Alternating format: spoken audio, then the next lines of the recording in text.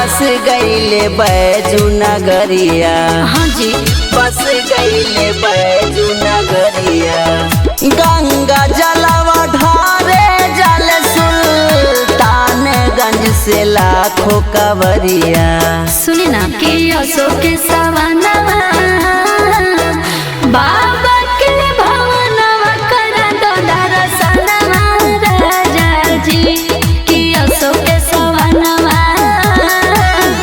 बाबा के भवनवा करा दो दर्शनवा राजा जी। बाबा के भवनवा करा दो दर्शनवा राजा जी।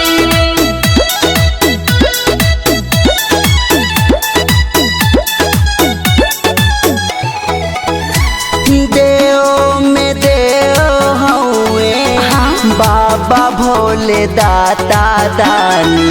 सही में दुखियन के दुख हरेले दूर करेले परेशानी। दूर सच कहता है परेशानी। सारा धाग मन में हमरो कवर लेके जोईती हो। भांगिया धतुरवा बाबा के भोगवा लगईती हो। जटा में गंगाधार बाटे महिमाया पार बाटे। ए जी कि अशोक के सवनवा बाबा के भवनवा करा दो दर्शनवा राजा जी। कि अशोक के सवनवा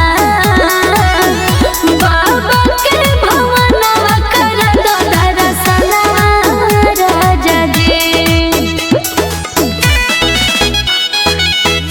बाबा के भवनवा करा दो दर्शनवा राजा जी।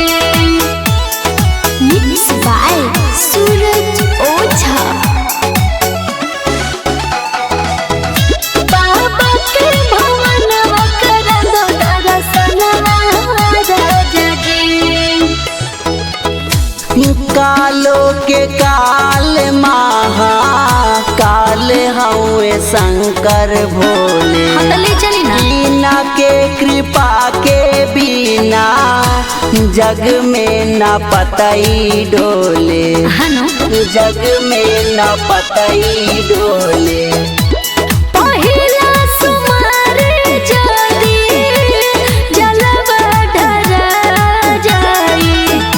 सोचल सपनवा हमरो जियरा जुड़ा जाई।